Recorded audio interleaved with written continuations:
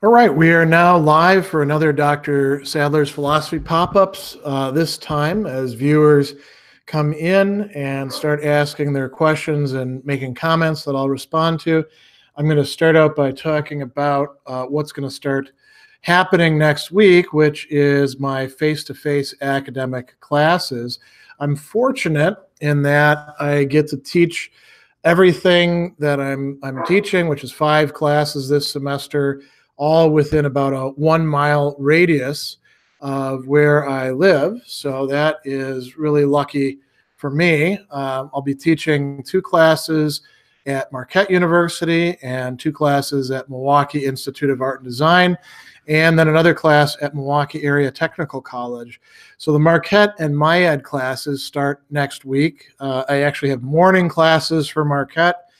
2 of the same section, the Foundations in Philosophy class, which is a new core class, essentially an intro class, but it's adding in a bit more ethics content. The way I'm teaching it, there's a lot of stuff on freedom and determinism and the question of what is causality. And then it also has to teach them about philosophical methodology and find some way to encourage and foster their curiosity about the field of philosophy. So that's kind of a tall order to do in a 15-week class, but I've got it set up. And I'll tell you a little bit about, what we're going to cover and how I'm planning on doing that. And then at MyEd, I'm teaching this Intro to Humanities class, so it's not a straight philosophy class. As a matter of fact, it's focused on culture, intersectionality, and the humanities. We have some required texts for it, and then I get to add some texts. I'll talk about that in a moment. And I'm teaching a class that's new for me in some respects, and that is our class at MyEd, Ethics for Artists and Designers. I'm really looking forward to that. And then at Milwaukee Area Technical College, which won't start next week, but will be the week after that, I have an Intro to Philosophy class, a straight, intro class. For quite a few of these classes, there's some mandated requirements, and that's not really that big of an issue for me. Like the intro class at MATC, they've got some topics that I have to cover, like, Plato and Aristotle on universals, or Descartes and Hume on skepticism, and so a lot of stuff along those lines. So that'll be interesting. I haven't decided for the Intro to Philosophy whether I want to set it up sort of sequentially, chronologically, or whether I want to do it in terms of topics. Most likely topics. We have to do some metaphysics, some epistemology, some moral theory, and then I'd like to smuggle in some philosophy of language and philosophy of technology as well. So that's sort of the big picture of the classes that I've got going on. Let me tell you a little bit about what we're actually going to do. So the foundations classes, like I mentioned, there's a really strong emphasis running through the entire semester on the will, freedom versus determinism, and causality. So we're starting with some Plato. That way we get some Socratic methodology and some Platonic methodology. And then we go right into Aristotle. And the Aristotle's already going to get us involved with that, because we're looking at, the four causes, and we're looking at the discussions of human responsibility and voluntary motion. And then we're going into Cicero. We'll do On the Ends, books 1 and 3, so we get some Epicurean and some Stoic philosophy, and then we're going to do Cicero's On Fate, which, of course, has to do with freedom and determinism as well. And they're going to read a little bit of Lucretius's On the Order of Things, or On the Nature of Things, rather, and Seneca's Letter 65, and then some Epictetus, and that takes us through the ancient period. Then in the medieval period, we're doing some Augustine, we're doing some Anselm. The Anselm, we're going to do Proslogion and On Freedom of Choice. And then we'll also be doing some Al-Ghazali and some Thomas Aquinas. And then we finish up with the medieval area. And then we're getting into the modern period, but we're kind of jumping through that pretty quickly. We're doing 3 days on Descartes, going through all the meditations and a little bit of the discourse rather.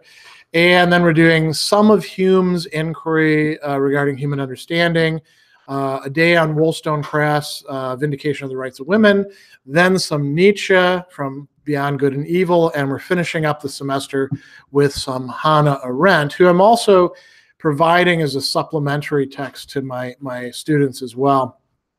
The MyEd classes, the ethics for designers and artists, we're doing some straight out ethics stuff. So they're learning some moral theories, but then we also have to explore a lot of questions about the nature of art and design and their function, and where there might be clashes between the ethical and the demands of that and the aesthetic. So that should be quite interesting. I'm setting up, I'm making it very case-based. We're beginning with the recent Banksy painting that shredded itself as a case. And every class, it meets only once a week. Every class will begin with a case study that we're going to examine. Now, as to the Intro to Humanities class, I see a sort of a comment here that is either a joke or kind of ideology by itself. From ghost intersectionality, a euphemism for nonsense and pure ideology. That's pure ideology right there, because it doesn't just name that. There's a legitimate thing there, and we have to explore it. Doesn't mean we have to say that everything that's mentioned as intersectionality is automatically good, but it's just silly to dismiss it like that, especially if you're going to do it here on my channel when I tell you that I'm going to be teaching about it. Kind of a dumb move. I don't know why you'd want to do that, other than to try to provoke a reaction, and there's the reaction. So we will be doing that. There's going to be some discussion of that, but we begin the semester actually by reading Sophocles' Antigone. That's the first text that we're going to go into. And then we're looking at that graphic novel Persepolis. We have some other smaller readings about research, intersectionality, the uses of history, and then us instructors are invited to pick 2 texts or artifacts or other things that we can have the students engage with. So it's a core class that all of the freshmen have to take at MyEd. And there's a lot of things that are already sort of prescribed, but we get to decide what we're going to do. I'll probably think about shooting some videos on the Antigone. And if I have the time, depending on what I haven't actually decided what other things I'm going to use for those students, because I'm in the process of designing all 5 of these classes as we speak. I'm taking time out of my day, which should be spent building syllabi and class websites and finding resources and all that to do this. So I'm pretty busy right now with that activity. And the reason I do that is, this is the last thing I'll say, and then I'll jump into questions and comments. My view about using course management systems, that's the websites that every college and university now has for their classes, is that it's really important to give the students a really high quality class website, whether it's in Moodle, Blackboard, Canvas, D2L, Sakai, whatever you're working with, so that you can provide them with a lot of resources to help them make their way through the difficult readings and texts that we're going to work on. And also because it helps foster their learning. The more time they spend engaging with the material, the more the learning is going to stick, and the better they're prepared for the class sessions where we get our 2.5 hours a week with them. So it's very important that a lot of work goes in on the design end before that, rather than just being sort of invented on the fly.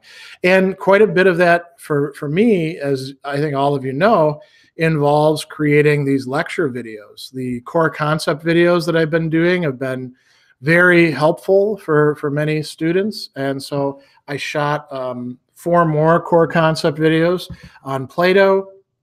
I just got finished shooting a whole sequence of core concept videos on Cicero's On Fate. And later on today, I'm going to be shooting some on Aristotle's Metaphysics, And there's a lot of other things. I'm going to shoot some on Descartes' Meditations, Hume's Inquiry. I never got around to shooting the ones on Wollstonecraft. Going to shoot some on Nietzsche. Who else? Some more on Aquinas. Some on Augustine's Free Choice of the Will. So there's a lot of video production work I need to do.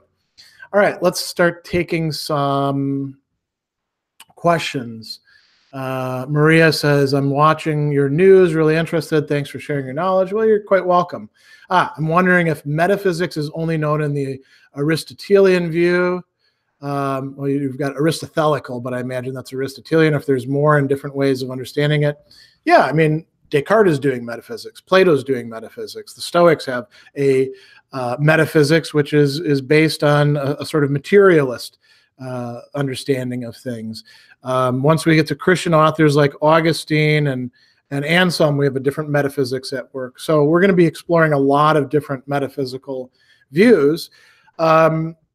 We never really get, in any class, we never really get to explore the whole gamut of what's available because you're stuck with 15 weeks at best, sometimes less because you have holidays that get in there. So you're always cutting out a lot of material, but there's all sorts of views besides just the Aristotelian one. JP Fanboy, that design class sounds very interesting. I'm hoping that it will be. I will, in fact, be talking, some of it's going to be straight out ethics theory, but then we have to, like I said, explore questions like, well, what is art's purpose, right? So I would do things that I might not do in an ethics class otherwise, like, reading, say, Tolstoy, right?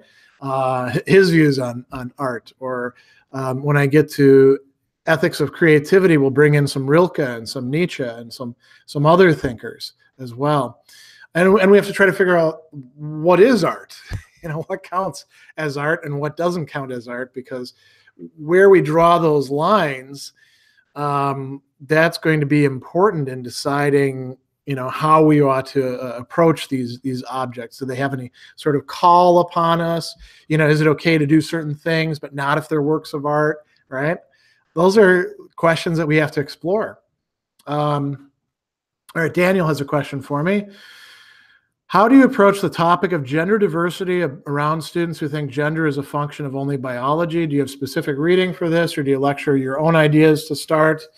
Well, what I tell all my students in all of my classes is you're gonna be confronting ideas that you disagree with, because in any class we're going to study a whole range of things that you couldn't possibly you couldn't agree to all of them, because you'd be insane if you did.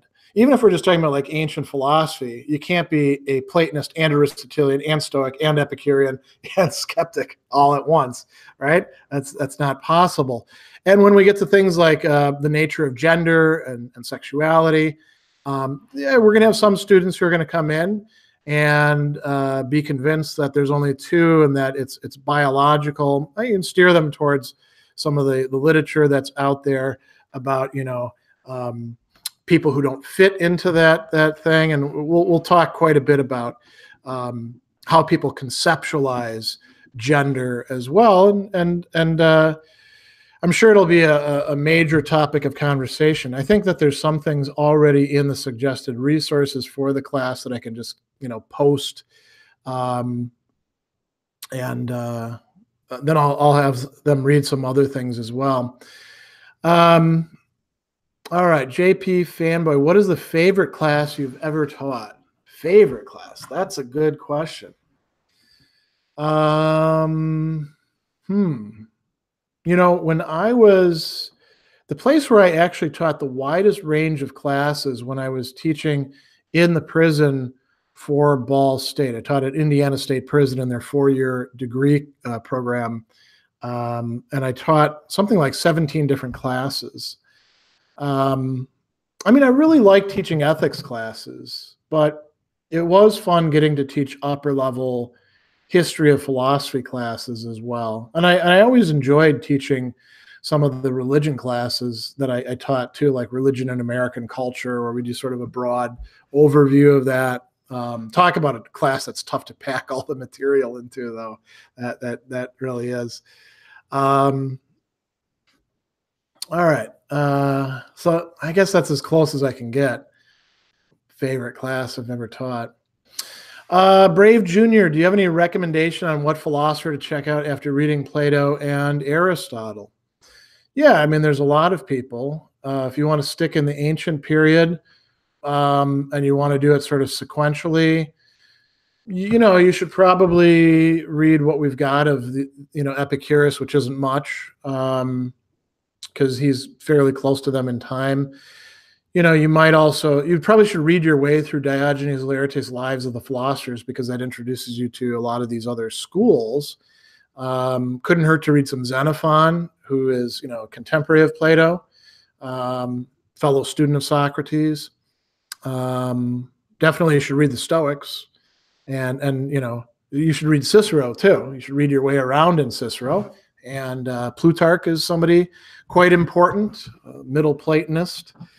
And there we're just sort of dithering around, you could say, in the Hellenistic era. There's so many other people that you could go on to, but it's not as if you have to do it in some sort of sequence. Philosophy is an iterative process. You read some, you go back, you do some more, so that's my recommendations. All right, Maria has a follow-up. Is there anything such as absolute truth, as Aquinas proclaimed, as many other people proclaimed as well? I don't think Aquinas actually uses the word absolute anywhere that I've ever seen him writing. And for Aquinas, what would be truth with a capital T is what is in the intellect of God, which is very rare for us to coincide with. But he does think that it's out there. But so does many other people. I mean, so does Aristotle, so does Plato, so do the Stoics, so does Descartes, right? Question is, which of them are right about how we should conceptualize it? All right, Ashmar, in your latest blog post about Epicurus, you said you definitely aren't an Epicurean. Could you elaborate on why? Because I think the Epicureans are wrong about some fundamental things. I don't think that the good is pleasure. I think that pleasure is a good, but I don't think it's the good. I'm more Aristotelian in that sense. That's a really big one. I also think that their physical theory, what we have of it, although it's attractive to some people because it has this atomist, beginning, it's not even remotely connected to the atomism that we rely upon in modern science. And, I think the Epicurean tradition is quite interesting. And I teach Epicurus and read Epicurus and Lucretius and Gassendi and people along those lines. But I just don't find a good portion of what they teach to be all that convincing. So, but, you could say the same with many other philosophers. Why am I not a Hobbesian? Why am I not a Nietzschean, right? Why am I not a Kantian? So, Abdullah Zafar, are there any philosophical arguments that attempt justifying eating animals? Yeah, you can find them in ancient times, saying that, there's an order of being, and an animal being, which is non-rational, is there for the rational beings. The Stoics thought that. I think most of the Platonists seem to have bought into something like that. Aristotle seemed to have no problem with that sort of thing.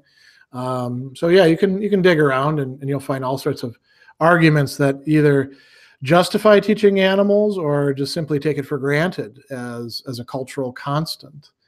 All right.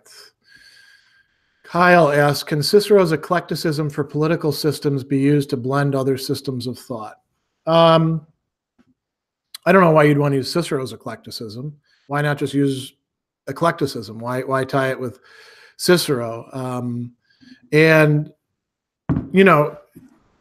when I think of Cicero as an eclectic, I don't think of it primarily in a political sense. I think of it in terms of his philosophy, where he's willing to draw upon the academic skeptics, on the Aristotelians, on the Stoics, even every once in a while on the Epicureans. And bring them together in some sort of coherent synthesis. But that's also what the Stoics did. Zeno drew upon his studies with Crates from the Cynic school, and Stilpo the Megarian, and I'm blanking on the academic who he studied with, but he was fusing things together, and that's what Aristotle does through his dialectic method. This is a very common thing. I mean, maybe what you mean is trying to blend or mix together different regimes, like what Aristotle suggests in the Politics, that the best regime would somehow do justice to some oligarchical and some democratic elements, but also have elements of virtue built into it as well. Cicero, is advocating something like that. But that's a very common motif throughout history, the mixed regime, right? Maybe that's what you have in mind there. And could it be used to blend other political regimes? Sometimes, yeah. Sometimes, no. I mean, it's not like you're going to blend a fascist regime too well with something else, or some sort of Stalinist version of Marxism with something else. You kind of get that, and then it drowns out everything else. But a lot of other things, yeah, you can blend them together. Trick is to do it in such a way that you get the benefits of it while reducing the bad parts of it, right? And oftentimes it happens with eclecticism is people wind up with something that's kind of a mishmash that's just giving us the worst stuff. So, all right, Andreas, just wanted to say I've been finding your extended series on the phenomenology very helpful. Thank you for the hard work. Well, thanks. I've been at it for now about 5 years, I think. And I still have a lot yet to do on the phenomenology of spirit, but I'm getting close to the end of the spirit section, and then it's just religion and absolute knowing. So hopefully this weekend I'm actually going to get to shoot some Hegel video footage as well. All right, Arvid, I read philosophy as a hobby. If I start studying philosophy seriously to fill my gaps of knowledge, I'm afraid that the introductory stuff will bore me. How should I deal with this? Skip the introductory stuff. If you find it bores you, then don't read the secondary literature. Read the primary text first, and then go back. If you find things are confusing, then check out secondary literature. But there's nothing that says that you have to get yourself an introduction to philosophy textbook and begin with that. As a matter of fact, I don't even do that for my introduction students. I give them actual Plato to read, actual Aristotle, actual Cicero. That's part of why I develop all these resources like videos, all right. Kyle, was Luther correct when he accused Aristotle of denying the direct sovereignty of God? I imagine so. It's been years since I've read Luther, so I can't really say, but that does sound like something Luther would say, right? Luther, who said reason is a whore. I mean, in the Aristotelian tradition, what we have of it, because Aristotle's theology is pretty underdeveloped, it doesn't look like God does anything directly, right? There's the heavens, and then there's all the stuff that we do in the sublunary realm. So yeah, it sounds about right. All right, Charlotte Opris. Which philosopher's writings would you say would be most focused on ethics? There isn't one single philosopher who you could say is most focused on ethics. So, I mean, you can say some of them didn't really have any interest in ethics at all. You can say that, but many of the philosophers who we study, either they have a work on it or parts of their work deal with it, even ones that you wouldn't expect, like, say, René Descartes. The passions of the soul and certain parts of the meditations and discourses, as well as the principles of philosophy, would be pertaining to ethics, which makes sense because one of the key ideas behind Descartes' whole project was, you get the metaphysics right, which leads to physics, which then has these three branches of medicine, mechanics, and morals. So there should be, a Cartesian ethics.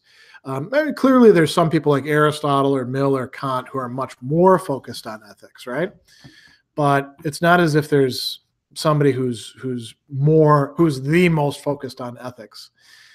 Kyle Howie, was Heraclitus a bloody postmodernist? No, obviously not, because how could he be?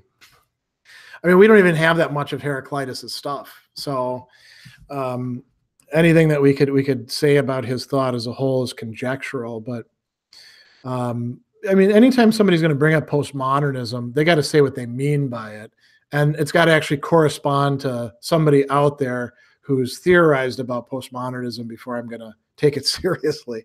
Because postmodernism isn't just denying that, there is some sort of universal truth. That there's all sorts of other things that fit that realm. And most of the people, by the way, who are worked up about postmodernism, if they actually delved into the literature about it, they'd see they're actually postmodernists. Many of them are just as deeply committed to this notion. They may talk about universal truth, but you look at the way that they talk with other people and behave, they're really postmodernists when it comes down to it. They think that there is no master narrative that we all buy into. They're trying to force some narrative. A lot of the people who are complaining about postmodernism have kind of a magical approach to logic, reason, truth, these sorts of buzzwords. So yeah. All right. Let's see what else we got here. Ken Roberts. What are some rebuttals from other philosophers for Wittgenstein's thought that philosophy is pretty much useless and we can't say anything further in this realm? You just practice some philosophy and you can figure out that he's wrong about that.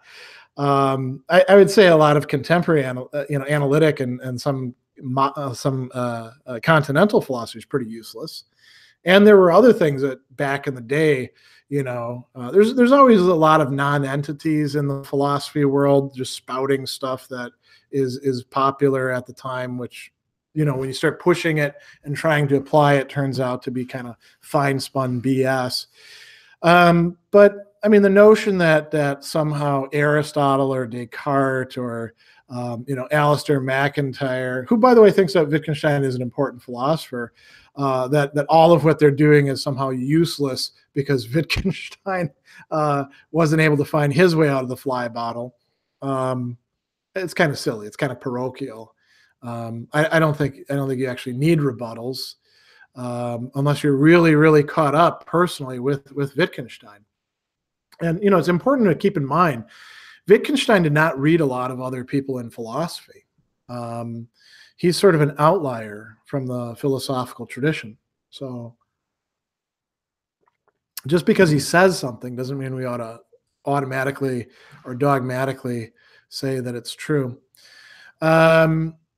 All right, Daniel asks a tough question. You said before there are some objective moral truths. Can you explain this a bit? With what methodology gives us an objective moral truth?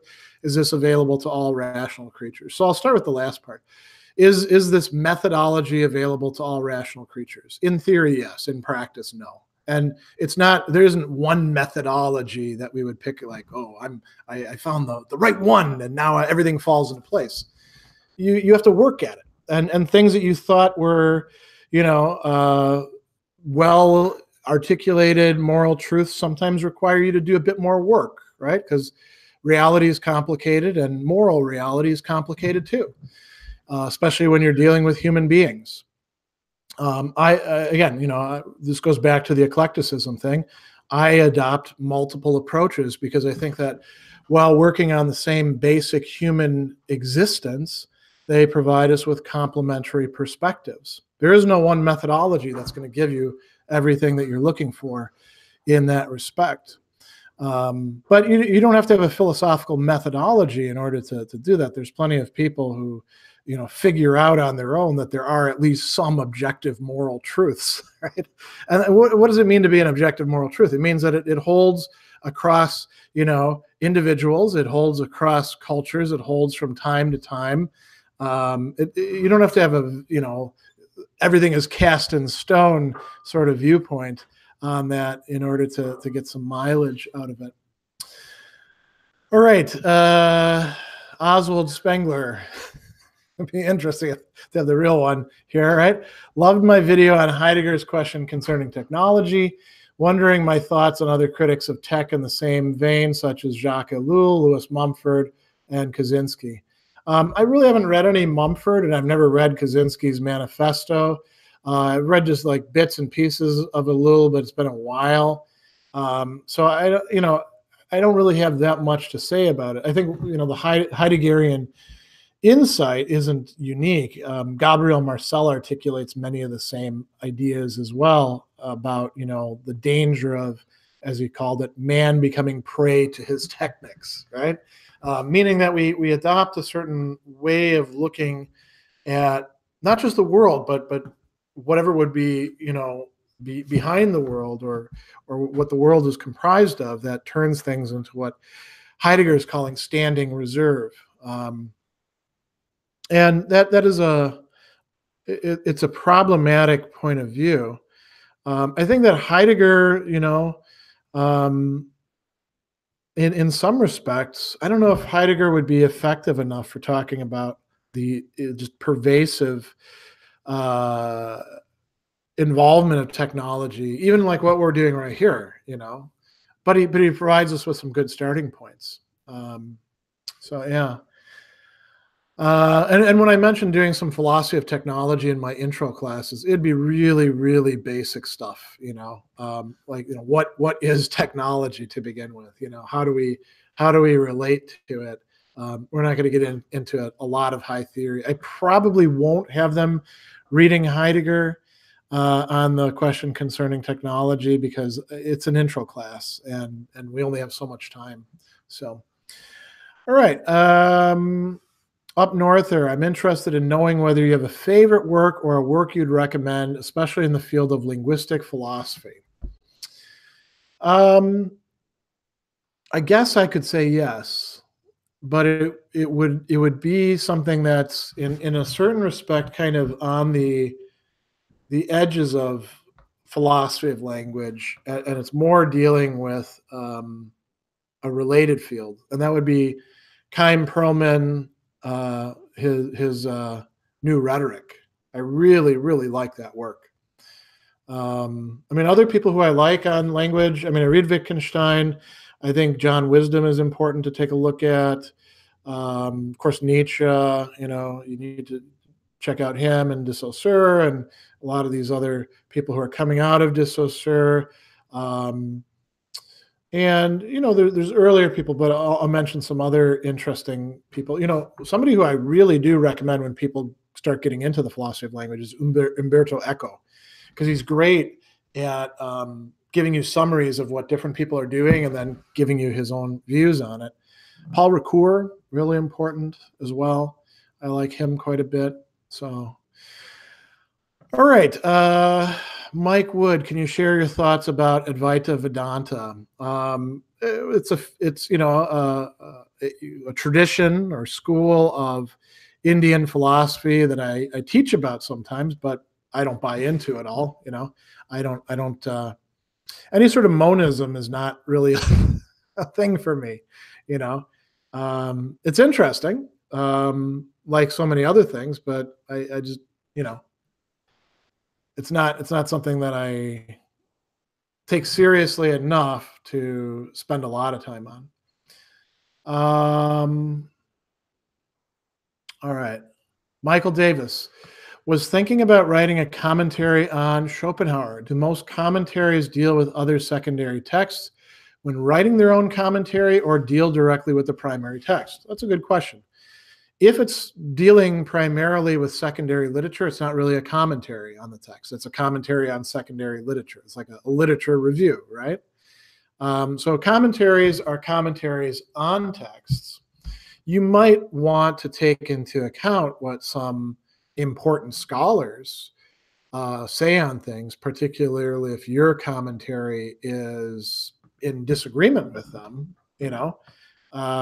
but that would happen mostly like in footnotes, I think, or in side discussions.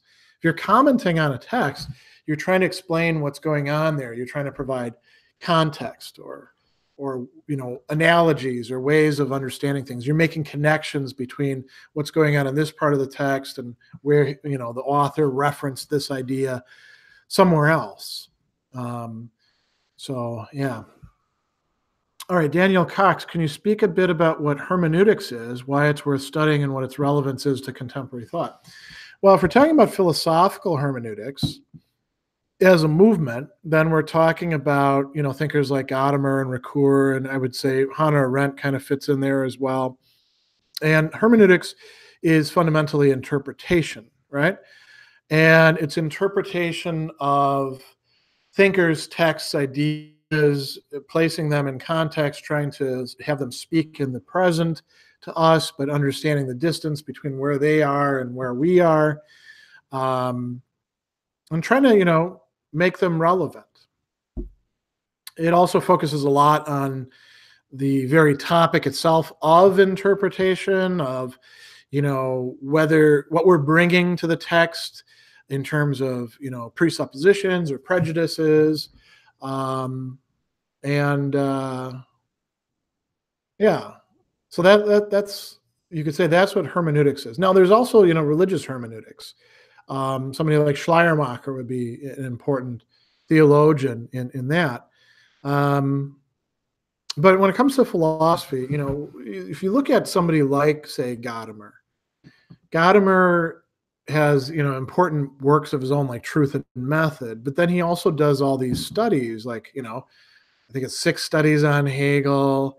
He's got, stuff on Plato, and he's interested in trying to bring out what's really going on in those texts and make them speak to a new epoch and generation. Now, why is it worth studying? Well, wouldn't you like to know how people do that sort of thing or see examples of that? I would. Yeah, I think it's important to do that. And I, find people like Ricoeur and Arendt definitely, worth learning from. What's its relevance in contemporary thought? It may not have relevance for some contemporary thought. As a matter of fact, that's one of the problems with a lot of contemporary thought. So deracinated. I mean, you get these interpretations of Descartes where you're like, man, this person's never actually read anything other than this little section that they're talking about. This what they're reconstructing as Descartes bears very little resemblance to what he's doing, or the why of what he's doing.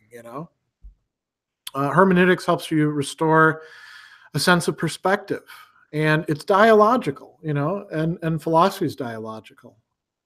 So, Sarah Kemp, what would Socrates have thought of Brexit?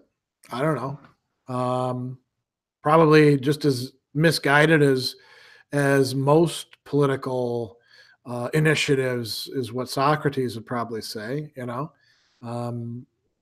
He'd definitely want there to be like a long conversation about its merits, and I think he probably would have seen the rush to Brexit, and also some of the opposition to Brexit as based in demagoguery. But I don't know. You'd have to, it's not like he talked about that particular issue.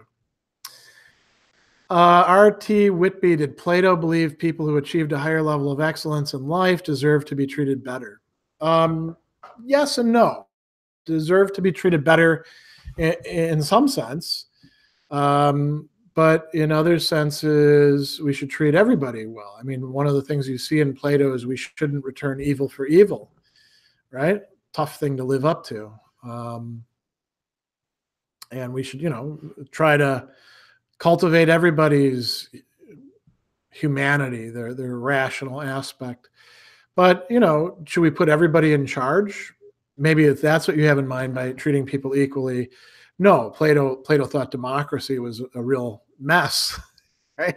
But so was oligarchy. It's just you have less dummies running the show in oligarchy than you do in democracy. It's not, they're not any less dummies. So, yeah. Tom 8, have you ever been in contact with God and certain of it? Certainty has never been an issue that I've been particularly captivated by. Yeah, I've been in contact with God. but I can't say an awful lot about that because I think any contact with God is going to be mediated.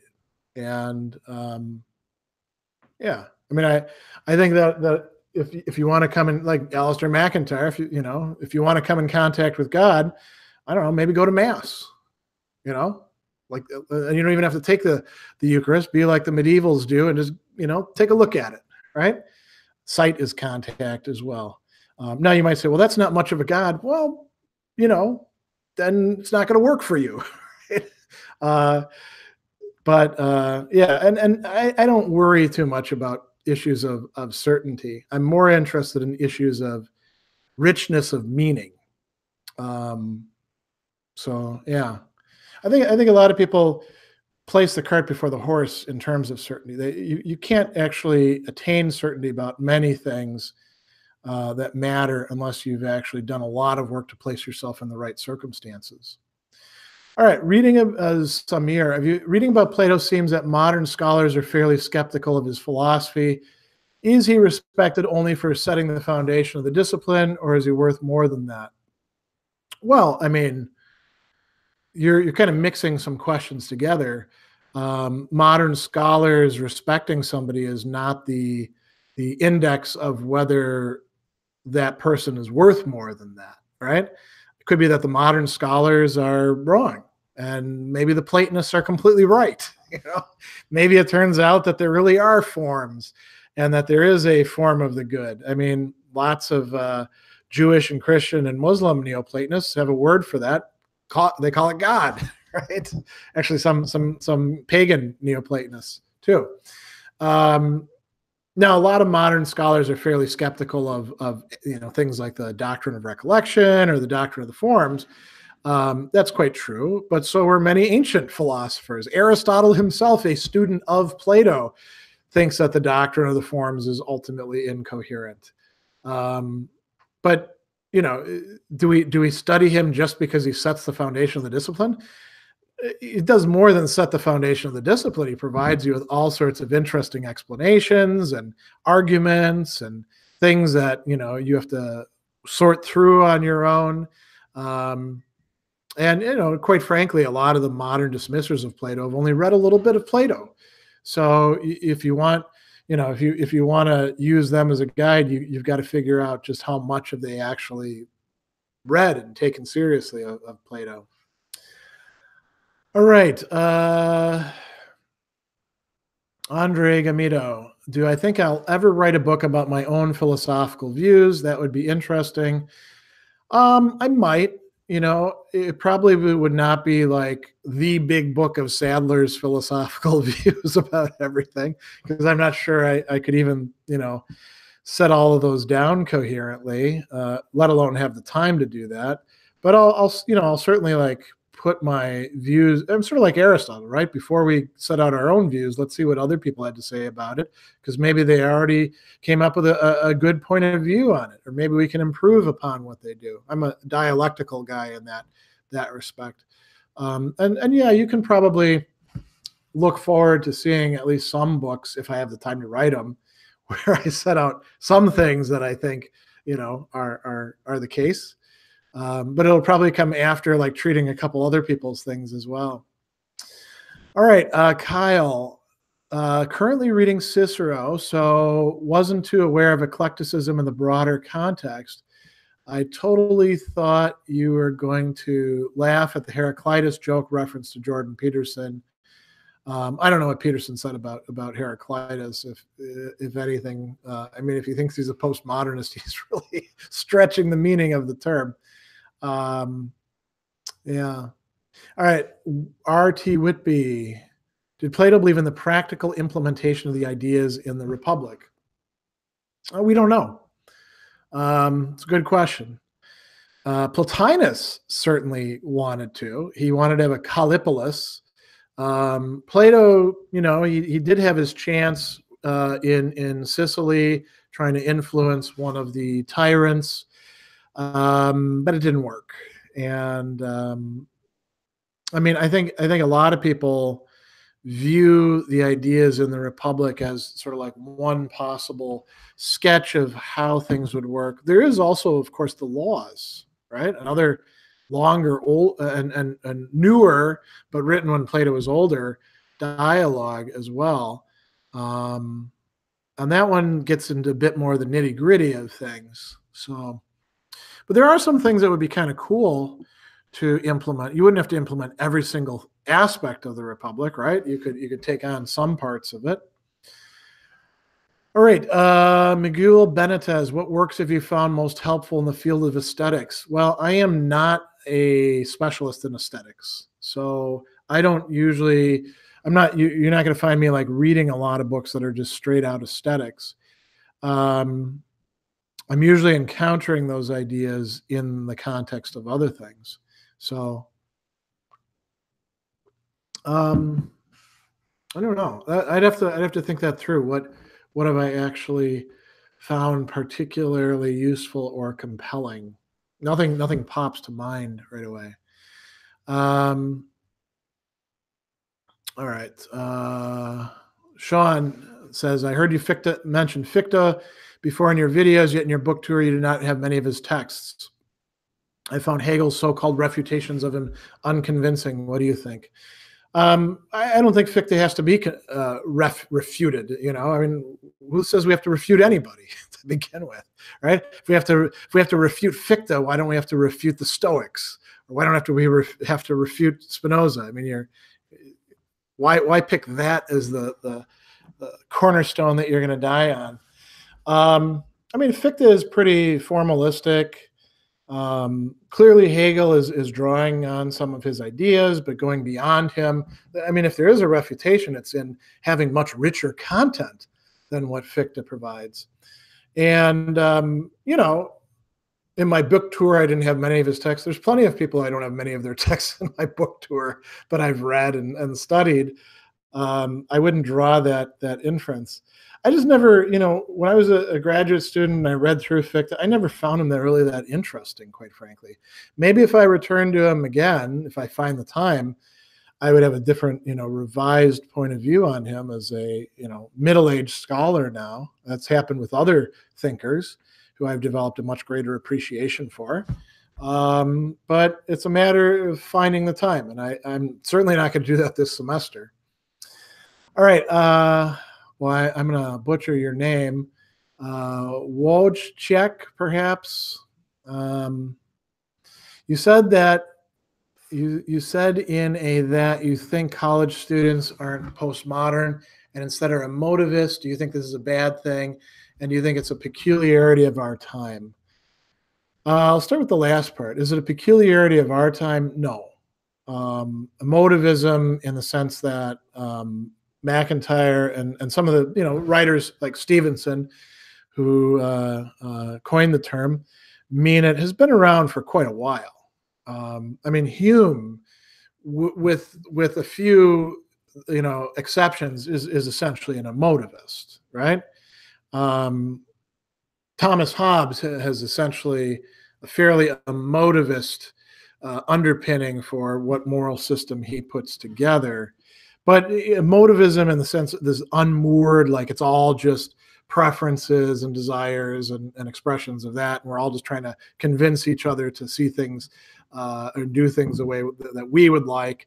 That's more of a modern thing, but it's been around for quite a while. It's not this generation of college students. My generation of college students was like that, and I'm willing to bet the boomers were too. Now, you know, it's not as if postmodern and emotivist are two totally separate categories, right? It's just when we use this word postmodern, it's got to have reference to something that's based in the literature on it. Just like the word fascist too. If you want to call somebody a fascist and you want me to not tune you out, it better have some reference to something that actually looks like, you know, classical fascism. Otherwise, I think you're full of crap, and you probably are just talking out of your rear, right? So you could be an emotivist and be a postmodernist, but it takes more than just being an emotivist to be a postmodernist. And I think there's plenty of people who talk the talk of like universal truth and all that, but you look at the way that they behave, especially in social media, and you can tell they're a postmodernist in the classic senses of the term. Now, do I think emotivism is a bad thing? Yeah, it is a bad thing in that it stands in the way of fuller development of human rationality and a better moral perspective. It's not bad per se. It's bad because of what it replaces and supplements and stands in the way of. The way that so many other things are bad. There are some things that are bad, because they destroy the good, right? Emotivism, in a certain respect, rules out the possibility of even understanding what the good would be, and it inculcates people in stultifying. I almost said stupid, but stultifying is a better way, meaning making people foolish ways of thinking about themselves, making cases to other people. It lowers the common denominator very, very far. And it teaches people this is all that they can aspire to.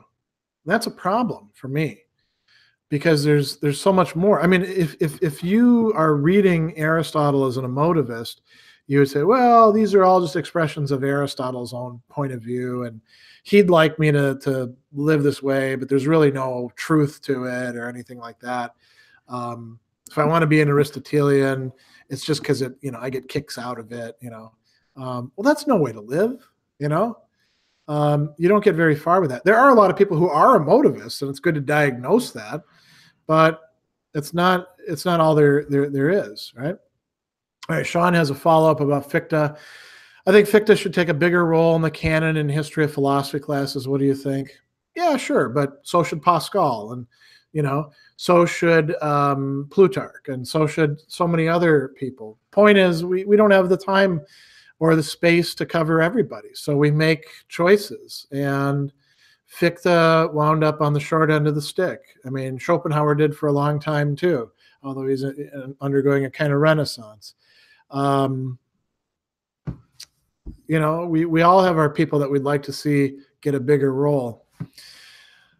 John Alexander, will you be adding to your videos on Aquinas? I'd like to hear you break down question 84, the Summa Theologia, which is the meat of Thomistic epistemology. I don't think there's anything that's the meat of Thomistic epistemology, quite frankly. The Summa is an incredibly complex document, and quite often in Aquinas, he never actually gives you his full thing in the question where he's supposed to be talking about it. It's always in all these other places, and you have to piece together the theory, right? But yeah, will I be adding to my videos on Aquinas? I'm hoping to.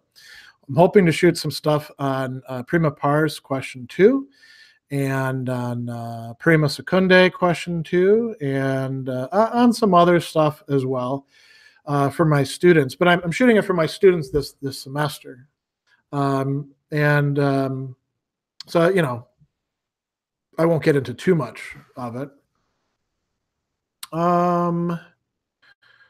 Here we go. Franco, sorry. What would political philosophers say about the government shutdown?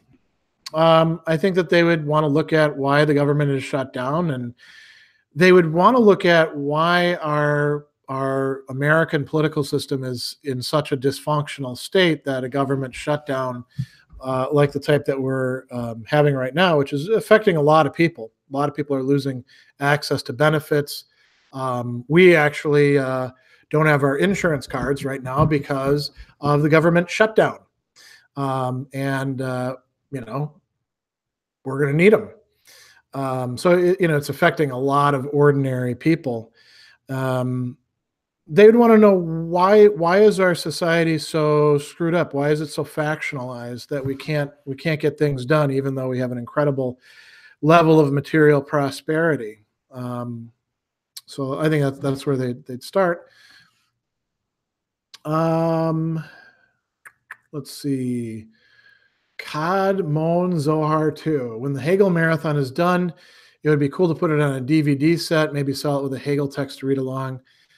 I don't think you could put it on a DVD set because it'd be like a giant stack, right? And who watches DVDs anymore? It would take an incredibly long time to do that because there's hundreds of hours of material. So I don't know that that's something I would try to do. Toby, do you know if there's any truth in Monty Python's Philosopher's Song about the philosophers named being alcoholics, or was it all just made up for laughs? It was pretty much made up for laughs. I mean, a lot of people like to bring up Monty Python sketches. Don't go to sketch comedy to learn anything about philosophers because it's almost always completely off base. Yeah, I mean, they may have studied some philosophy, but they're not in the business of accurately depicting anything, right? All right, Darren, I'm getting close to the end, so I'm not sure I'll get to everybody's things. When you analyze existentialists, are you analyzing what they truly mean, or are you analyzing whether or not what they say is actually true? I refer mostly to Heidegger or heck, even Hegel. Hegel is not an existentialist. Hegel is one of the people the existentialists targeted as being like the guy that they're opposing. So I analyze what they mean, what they truly mean. We have to sort of peel through layers. You have to actually understand the language. You have to know something about the background. You got to think about how it would apply. And the idea that you can somehow totally disentangle what a philosopher in a prime philosophical text means from the question of whether it's actually true and like strip them totally apart from each other, a lot of philosophical assumptions built in there. Quite often they're more closely connected than that. And sometimes you have to accept some of the ideas before you're even going to have you're even going to see over the horizon to what they're trying to get at. So, but I also do think about whether what they're saying is true or whether it's a reflection of their own desires or it's kind of bullshit or things like that. But you go back and forth. It's not as if you do these as two totally separate processes. R.T. Whitby, did Plato believe eugenics is virtuous? No. I mean, courage, justice, temperance, wisdom, perhaps piety, those are virtuous because those are virtues. Eugenics could be a means to an end in the Platonic Republic. But is it virtuous by itself? No. And he'd probably look at a lot of the people who are like fans of eugenics and say, wow, those people are nutters, or they're driven by their passions or whatever. All right. AXX, thoughts on reductive eliminative materialism, specifically claims by the likes such as Dennett that consciousness is an illusion. I don't take them seriously at all. I don't really waste time on them. The notion that consciousness is merely an illusion, who's actually saying that? Some meat machine, right? Who's not conscious at all, who's merely having an illusion of consciousness. You start to see the absurdity of these things pretty quickly. All right. John Ortiz, have I read The Crisis of European Sciences and Transcendental Phenomenology by Edmund Husserl? If so, what do I think of that book? Yeah, I read it. And it's interesting. It's probably one of the most interesting of Husserl's books. Husserl is not known for being a captivating writer. And it's been a long time since I've read it. So I don't really have much to say about it. I don't spend much time with Husserl these days, unfortunately. But Husserl, I always found reading Husserl kind of a chore, frankly. All right. R.T. Whitby, do I believe Mary Wollstonecraft's quote, "Virtue can only flourish among equals," is correct? Yeah, if you want virtue to flourish in the full sense, there has to be a sort of equality, but it's not a leveling equality. It's a bringing everybody up equality. And Wollstonecraft is just as hard on women as she was on men for buying into, cultural systems that in effect gave them trade-offs of getting to be pretty and charming and not having to develop themselves as moral persons. And I think that Wollstonecraft and I think that Rilke are right in saying that we're not quite finished when it comes to the development of men and women, and that a fuller sort of relationship, which is possessed by some people in the present and in their past, but as exceptions, could someday become the norm. And that's part of what I hope for my own, children and students and people coming after me. I mean, someday either we'll descend back into some sort of barbarism, or just go into some cycle, or we'll get to the point where, like, boy, a lot of this stuff where we've been holding on to this bullshit and this bullshit and this bullshit because it satisfied some emotional need or alleviated our anxiety about change, or stood in the way of the profit motive. I think someday, hopefully, we'll get to the point where a lot of those things are beyond us, and we're like, well, that was a quirk back then that they actually believed that sort of nonsense, and we're willing to die for it, and impose all sorts of things on each other and damage each other for that. I think that's one of the reasons I teach Wollstonecraft each term in these philosophy classes. All right, 5:01. I'll take just a few other questions that I can knock out pretty quickly. 2046. It seems like you're more interested in socialist and fascist thinkers. Do you give much credence to liberal thought? Where do you consider liberal thought to fit in the picture? I don't know why you would say I'm more interested in social and fascist thinkers. I'm interested in political thought across the spectrum. And I don't know what you mean by liberal either. There's classical liberal, there's liberal in the sense of progressivism, there's, all sorts of stuff that fits in there. But I read pretty widely, and do I give much credence to liberal thought? I'm not a party movement person for any sort of, thing like that. I'm a virtue ethicist, so I'm going to see problems both with socialism and fascism, and with, classical liberalism, and with, contemporary liberal leftist thought as well, right? Let's see here.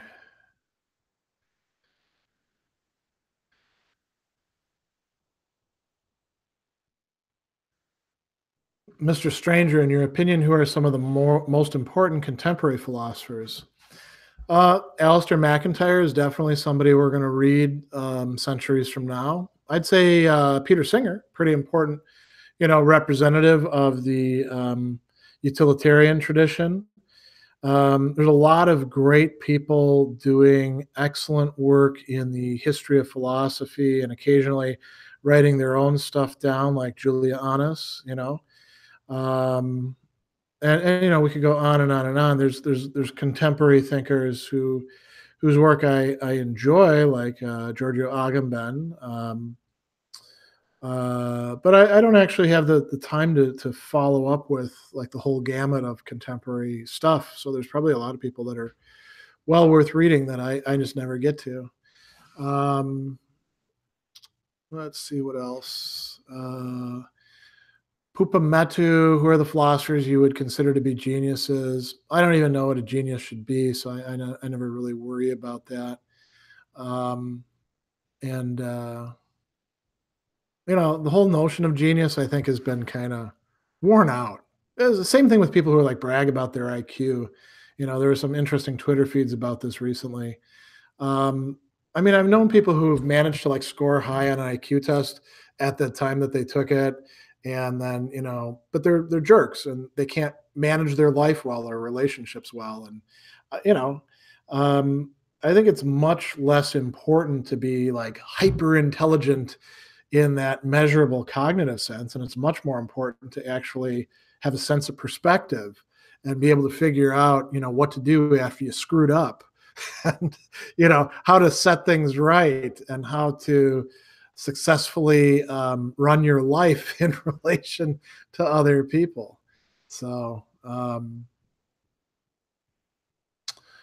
all right, here's a good question to go out on, especially since I'll be doing one of my talks in the speculative fiction series tomorrow. So those of you, if any of you are in the Milwaukee area, tomorrow night, I'm going to be doing a talk, or leading a discussion really, on Edgar Allan Poe and some philosophical themes in his work. By the way, Poe is somebody who actually did read a lot of philosophy.